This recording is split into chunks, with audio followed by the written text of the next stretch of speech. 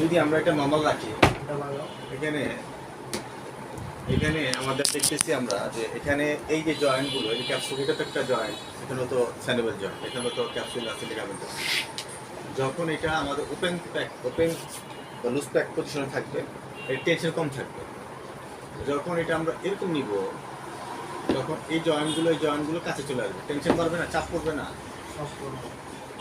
চাপ যখন পড়বে তখন ধরো সাপোজ লংচুর হলো কামে, এই লিগামেন্টে তখন টান পড়বে বেশি, ক্যাপসুলের উপর টান পড়বে বেশি। এটাই বলছে যে ক্লোজ প্যাক পজিশনে ক্যাপসুল লিগামেন্টের টেনশন থাকবে বেশি এবং মোর স্টেবল থাকবে। আর ওপেন লুজ প্যাক পজিশনে আমাদের টেনশন থাকবে কম এবং ক্যাপসুল আর লিগামেন্টগুলো টেনশন কম থাকবে এবং রিল্যাক্স পজিশনে থাকবে। মানে এইখানে তোমার যে জয়েন্টগুলো না বেশি এক্সটেনশন থাকবে না বেশি ফ্লেকশন থাকবে। এটা পরীক্ষায় আসবে, কারণ আমরা যখন অ্যাপ্লাই করবো কোন পজিশনে কোনটা নিব, এই পজিশনটা আমাদের আগে থেকে যদি ভালো না জানা না থাকে, তাহলে দেখা যাবে যে আমরা যখন অ্যাপ্লাই করবো তখন আমরা উল্টা পাল্টা অ্যাপ্লাই করবো, জিনিসটা বুঝবো না। ঠিক আছে? লিগামেন্ট ম্যাক্সিমালি টাইট এবং অ্যাক্সেসরি মোশন ইজ মিনিমাইজ। তাহলে আমরা যে অ্যাক্সেসরি যে মিজার মুভমেন্টগুলো আমরা পাবো, মোশন পাবো, এটা কি হবে? কম থাকবে।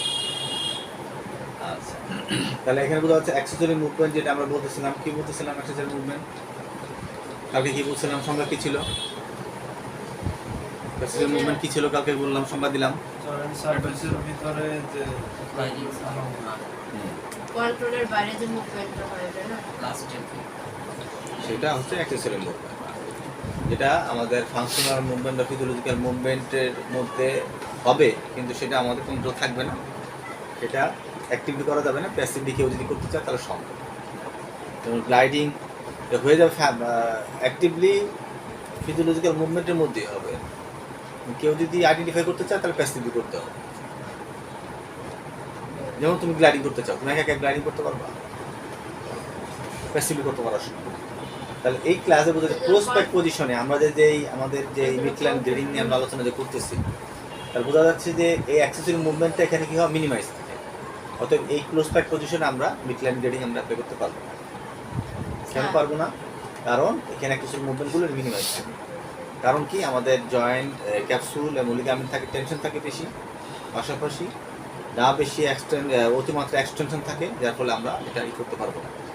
কেন পারবো না? তার ব্যাখ্যা দিতে হবে যে কারণে আমাদের এক্সটেনশন ক্লোজ প্যাক পজিশনে এক্সটেন্ড থাকে বেশি, ওই পজিশন মুভমেন্টগুলো করা সম্ভব। হ্যাঁ, বলো। ওপেন প্যাকটা বলতে কি বোঝায়?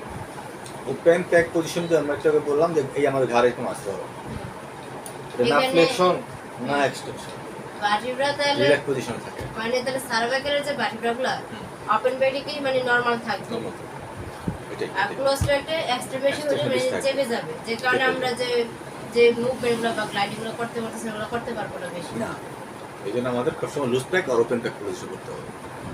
লুজ প্যাক ও কোনটা তাহলে সামনে দিকে একই ওপেন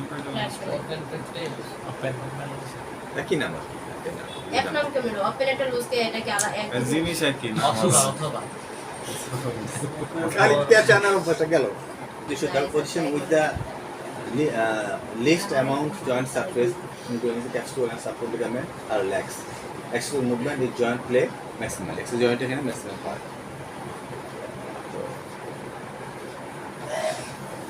এখন আমরা ভাইবা যদি আমরা বলি যে ধরো এখানে যদি আমি বলি যে ডিফারেন্স করো, তোমাদের জন্য কঠিন হয়ে যাবে।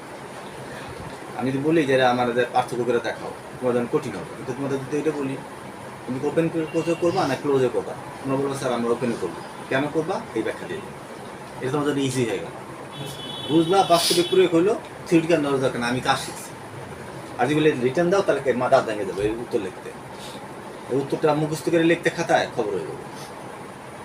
বুঝতে বললাম? এই জন্য এখন যেটা বললাম সেটা মাথায় কাজে লাগবে। এবার আসো যে এই গুরুত্বপূর্ণ একটা স্লাইড আমার ফোনে, সেটা কি? Broken rhythm for patient with difficulty.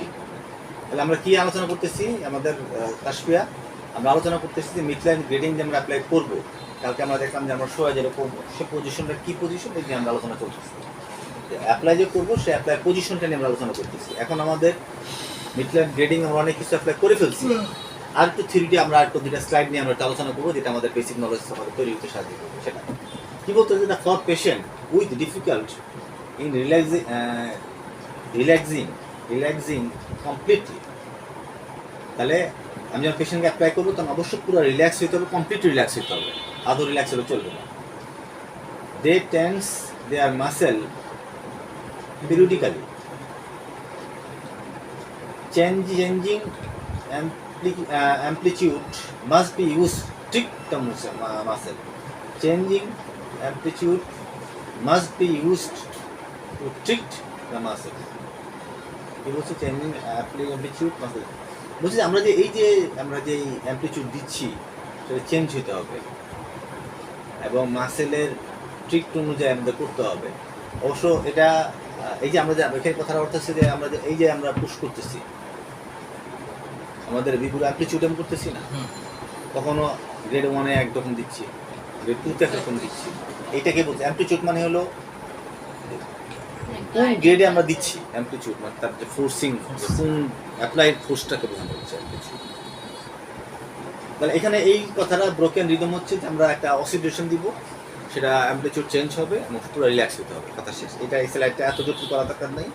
এই স্লাইডে আমরা বলছি যে আমরা কী করবো, আমরা রিল্যাক্স পজিশনে রাখবো, এইটুকুই কথা, আর জরুরি কিছু না। 2 নম্বর স্লাইডটা কি? To increase range of motion of a stiff joint which is painful at the limit.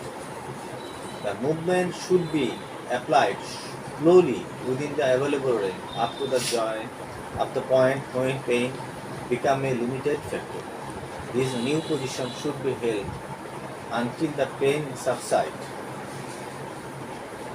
after which a further slow stretch is added until the pain increase again. এই কথাটা অনেক জটিল কথা, কালকে যেটা বলছি খুব খেয়াল করে, কালকে কে বলছি আমরা এই কথাটা কালকে আমরা অ্যাপ্লাই করছি। আমরা বলছি যে P1 বের করবো, P2 একটা বের করবো। P1 থেকে আমরা P2 কীভাবে বের করলাম, একটা স্ট্রেচ করে নিলাম। P2-তে আমরা দেখলাম কি আর এবার আছে তো আমি নাম যা P2টা আমরা দেখলাম যে একটা লম্বা রেঞ্জে গিয়ে আমার P2 গিয়ে লক হয়ে গেল, এই জায়গায় আর এরপরে যাওয়া যাচ্ছে না। তাহলে স্ট্রেচ করে P1 বের করলাম, P2 বের করলাম, এতটুকুর মধ্যে আমরা অসিলেশন দিলাম গ্রেড 1, তাই তো?